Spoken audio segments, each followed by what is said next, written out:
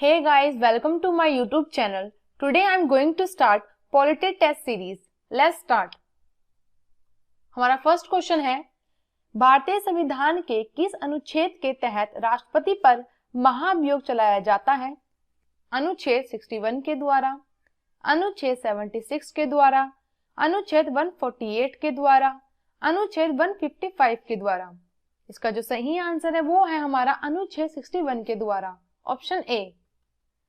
भारतीय संविधान में महाभियोग प्रक्रिया का वर्णन अनुच्छेद 61 में किया गया है। भारत के राष्ट्रपति को कार्य अवधि की समाप्ति से पूर्व भी पद से हटाया जा सकता है। ऐसा संविधान के उल्लंघन के आधार पर किया जाता है या संविधान के अनुसार वह कार्य ना करे। आइए चलते हैं अपने नेक्स्ट क्वेश्चन की ओर। निम्नलिखित में से कौन संघ की कार्यपालिका का या के अंग है? भारत का प्रधानमंत्री, भारत का राष्ट्रपति, भारत का उपराष्ट्रपति। नीचे दिए गए कुट का प्रयोग कर सही आंसर चुनिए। केवल एक और तीन, केवल एक और दो, या फिर केवल एक, दो और तीन। इसका जो सही आंसर है वो है हमारा एक, दो और तीन, ऑप्शन डी। भाग 5 के अनुच्छेद 52 से 78 तक संघीय कार्यपालिका का वर्णन किया गया है। भारतीय संघ की कार्यपालिका में शामिल है राष्ट्रपति, उपराष्ट्रपति, प्रधानमंत्री, मंत्रिपरिषद और भारत का महान्यायवादी।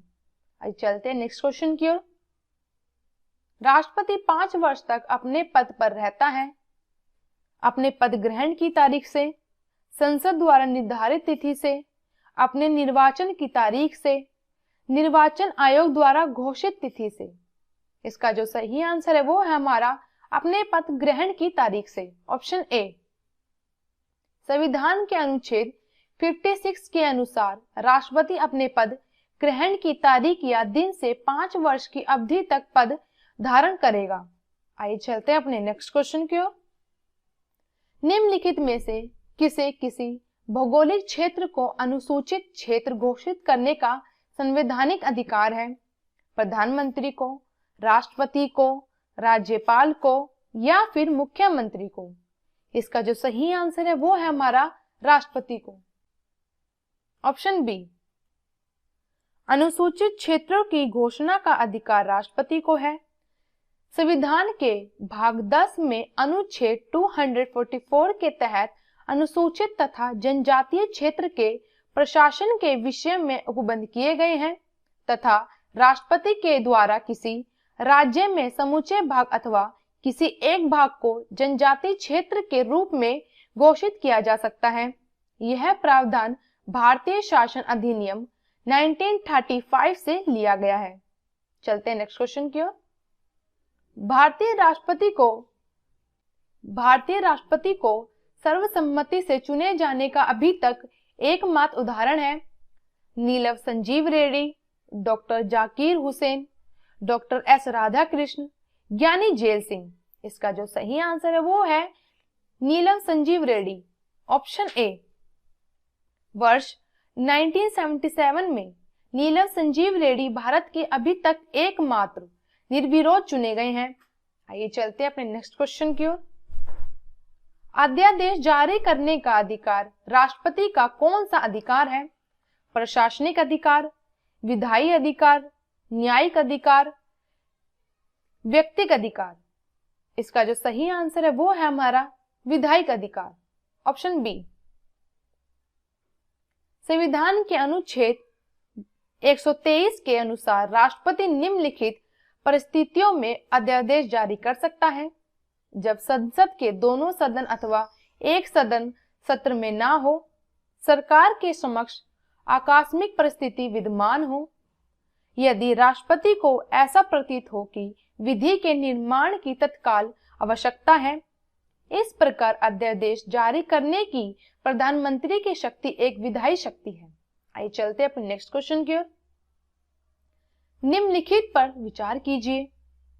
लोकसभा के सभी सदस्य हैं, राज्य विधान परिषद के सभी सदस्य हैं, राज्यसभा के सभी सदस्य हैं, राज्य विधानसभा के सभी सदस्य हैं। उपयुक्त सदस्यों में से कौन राष्ट्रपति के निर्वाचन मंडल का हिस्सा है? केवल 1 और 2, केवल 1, 2 और 3, केवल 3 और 4, उपरोक्त में से कोई नहीं। इसका जो सही आंसर है वो है हमारा उपरोक्त में से कोई नहीं, ऑप्शन डी।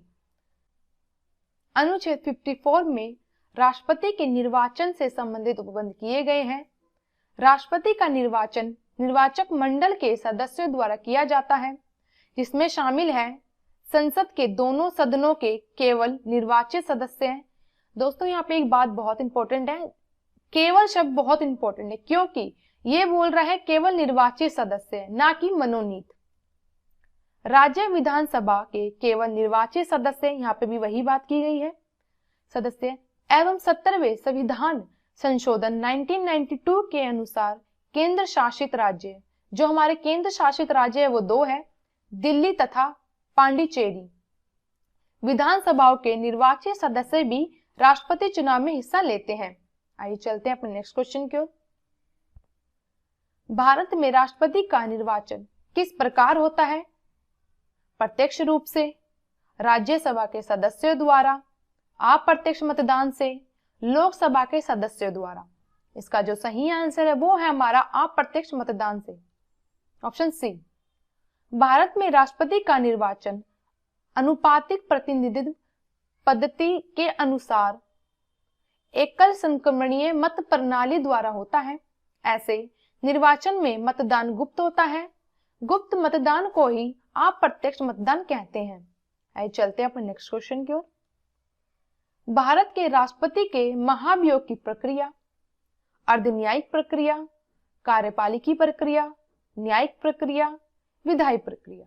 इसका जो सही आंसर है वो है हमारा अर्धन्यायिक प्रक्रिया, ऑप्शन ए। अनुच्छेद 61 के अनुसार महाभियोग एक अर्धन्यायिक प्रक्रिया है जो संसद में चलाई जाती है। आइए चलते हैं अपने नेक्स्ट क्वेश्चन की ओर। राष्ट्रपति पर महाभियोग का आरोप संसद के किस सदन द्वारा लगाया जाता है? लोकसभा, राज्यसभा, संसद के किसी भी सदन द्वारा, उपयुक्त में से किसी के द्वारा नहीं। इसका जो सही आंसर है वो है हमारा संसद के किसी भी सदन द्वारा, ऑप्शन सी। महाभियोग प्रक्रिया का वर्णन अनुच्छेद 61 में किया जाता है तथा अनुच्छेद 61 फर्स्ट के अनुसार राष्ट्रपति पर महाभियोग का आरोप संसद के किसी भी सदन द्वारा लगाया जा सकता है। Thank you, like, share and subscribe my YouTube channel. Thank you once again.